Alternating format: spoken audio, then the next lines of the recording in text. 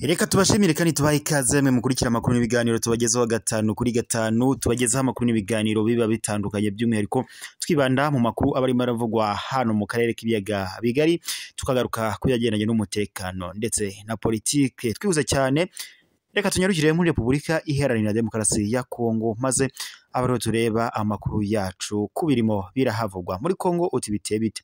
Muri Kongo biri kuvuga ko utavuganwe n'ubutegetsi bwa Repubulika Iharanira Demokarasi ya Kongo yaba yahishuye ko yafatiwe ku ngufu muri kasho y'iperereza hano nyine muri Repubulika Iharanira Demokarasi ya Kongo. Turaza gusoreza amakuru ko yari aravugwa mu Rwanda, maze tubabwire ko ingabo z'u Rwanda RDF bivuga ko zungutse abasirikare bashya muri izi ngabo nyine z'igihugu. Mu kanya ku buryo burambuye, reka tuyahere n'ubundi kuya nimo aravugwa muri Repubulika Iharanira Demokarasi ya Kongo. Muri Repubulika Iharanira Demokarasi ya Kongo nk'uko byakomeje kugenda bitangazwa, biravuga ko utavuganwe n'ubutegetsi muri Repubulika Iharanira Demokarasi ya Kongo yaba yahishuye ko yafatiwe ku ngufu muri kasho y'iperereza nk'uko byakomeje kugenda bitangazwa. Biravuga ko ibihuha bivuga kuyifatwa ku ngufu ry'abatavuga rumwe n'ubutegetsi muri Repubulika Iharanira Demokarasi ya Kongo Jacques Ndara, igihe yari afungiwe mu rwego rw'igihugu rw'iperereza ANR, ndetse bikaba byanemejwe nk'uko byakomeje kugenda bivugwa.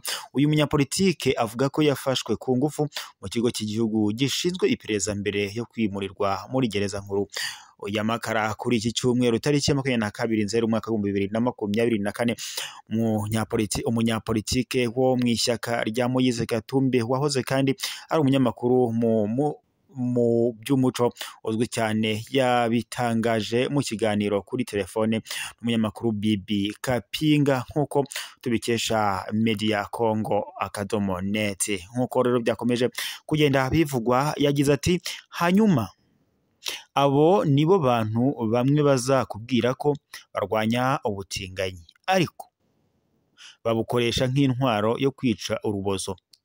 Ubu butegetsi ni bubi kurusha ubutegetsi bwose twagize muri Repubulika Iharanira Demokarasi ya Kongo. Mbere yo kwemeza aya makuru kandi, icyamamare Denise Mukendi yari yatangaje ifatwa ku ngufu ry'utavuga rumwe n'ubutegetsi Jacques Ndara, mbere yo kwemeza ko ari we wari inyuma yifatwa ryaje kumuviramo gufungwa nk'uko byakomeje kuvugwa ku mbuga nkoranyambaga. Inkuru ya Jacques Ndara yatewe yaje gutera uburakari, cyangwa se nk'uko byakomeje kuvugwa, biravuga ko yateye uburakari bwinshi.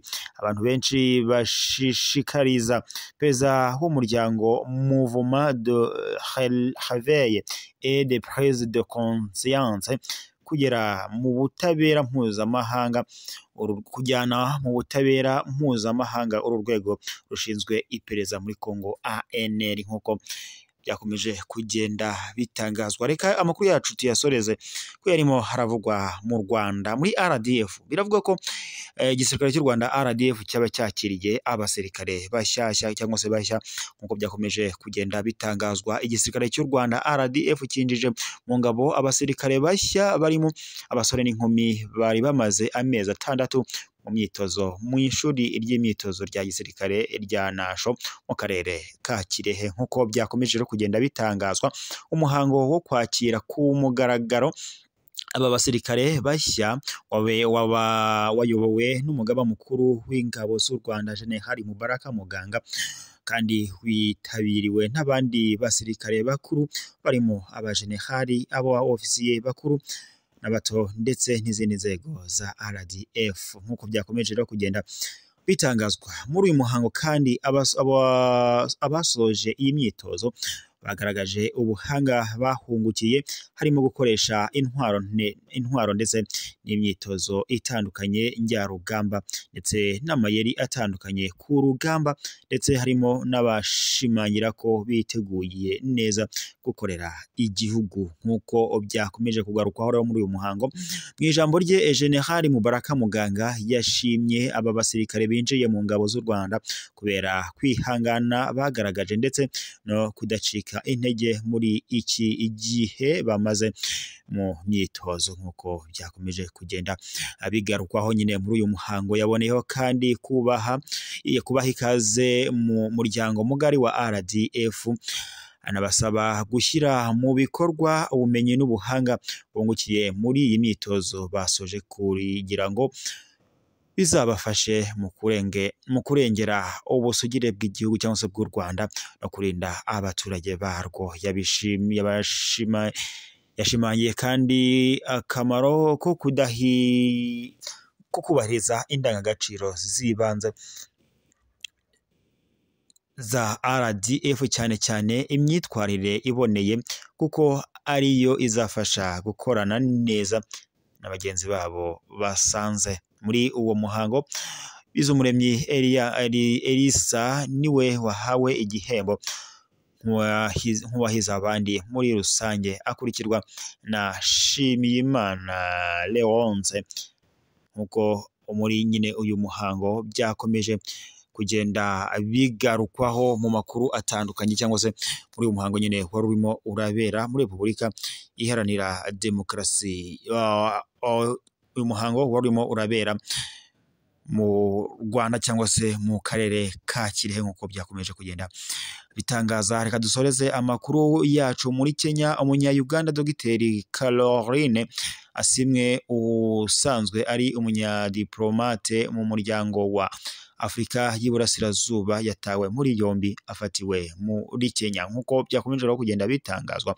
Biravuga ko uyu Asimwe asanzwe ari umunyamabanga nshingwabikorwa wa komisiyo ishinzwe igiswahili, yafatiwe ku kibuga mpuzamahanga cy'indege cya Mombasa mw'ijoro ryakeye nk'uko byakomeje kugenda bigaruka. Kugeza ubu ntibiramenyekana icyatumye atabwa muri yombi, ndetse polisi ya Kenya ntacyo irigera ibitangazaho nk'uko byakomeje kugenda bigarukwaho. Icyakora amakuru aturuka mu muryango wa Afurika y'Iburasirazuba EAC avuga ko ifungwa rye rinyuranyije n'ubudahangarwa ahabwa nk'umudipolomate ndetse n'umuyobozi. Dogiteri Asimwe yatawe muri yombi mu gihe yarimo ajya kwitabira inama iteganyijwe kubera i Mombasa mu gitondo cyo kuri uyu wa mbere. Inzego z'umutekano za Kenya nizo zamutaye muri yombi. Ibyahise biteza kwibaza niba ibihugu bya Afurika y'Iburasirazuba byubahiriza amasezerano bisinya. Nk'umwe mu bakora mu bunyamabanga bukuru bw'uriya muryango yavuze ko polisi ya Kenya igomba gusobanura itangazo ivuga impamvu yafunze uyu munyadiplomate mukuru. Dogiteri Asimwe wafunzwe asanzwe ari umushakashatsi ndetse akanaba ushinzwe guteza imbere igiswahili cyangwa se ururimi rw'igiswahili mu karere ka Afurika y'Iburasirazuba. Mu ntangiriro z'uyu mwaka nibwo yahawe izi nshingano nk'uko byakomeje kugenda bigarukwaho. Mwe rero mwari mukurikiye amakuru n'ibiganiro tubagezaho gatanu kuri gatanu. Reka tubashimire kandi tubabwire ko amakuru yacu arakagaruka. Gusa icyo nakwibutsa kuri waba utarakanda subscribe cyangwa sabone, nakubwira aho gukandaho maze ukazajya uwa mbere kubona amakuru n'ibiganiro tukugezaho gatanu kuri gatanu kuri uyu muyoboro wacu wa YouTube. Kanda rero subscribe maze uzajya uwa mbere kubona amakuru n'ibiganiro tukugezaho gatanu kuri gatanu. Tukugezaho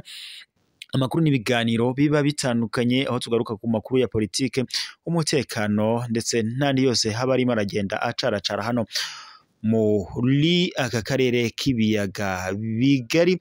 Tugaruka ku makuru ya politike, umutekano n'ayandi yose abatandukanye. Nkuko rero tukomeje kubibabwira, kanda subscribe maze uzajya uwa mbere kubona amakuru n'ibiganiro tukugezaho gatanu kuri gatanu. Tukugezaho amakuru yo mu karere k'ibiyaga bigari nko muri Repubulika Iharanira Demokarasi ya Kongo, mu Rwanda, Kenya, Tanzania, Uganda ndetse no hirya no hino ku isi hatandukanye. Amakuru yo muri Amerika, Israel ndetse n'ahandi. Wowe waba udukurikira uri hirya no hino hatandukanye, haba uri ku mugabane wa Afurika nko muri Uganda, muri Tanzania, muri Kenya, mu Rwanda ndetse n'i Burundi n'ahandi hatandukanye, ndetse tutibagiwe n'abari hakurya y'amazi magari, haba bari mu Buhinde, muri Amerika, muri Europe n'ahandi. Turabashimiye kandi tubashimiye kuri mukurikira amakuru n'ibiganiro tubagezeho 5 kuri 5. Amakuru yacu rero nakagaruka, mukomeze kugira impagarike n'ubugingo, ntimujye kure y'umuyoboro wacu wa YouTube. Amakuru yoyo tuyabagezeho 5 kuri 5 uko abagenda atugeraho.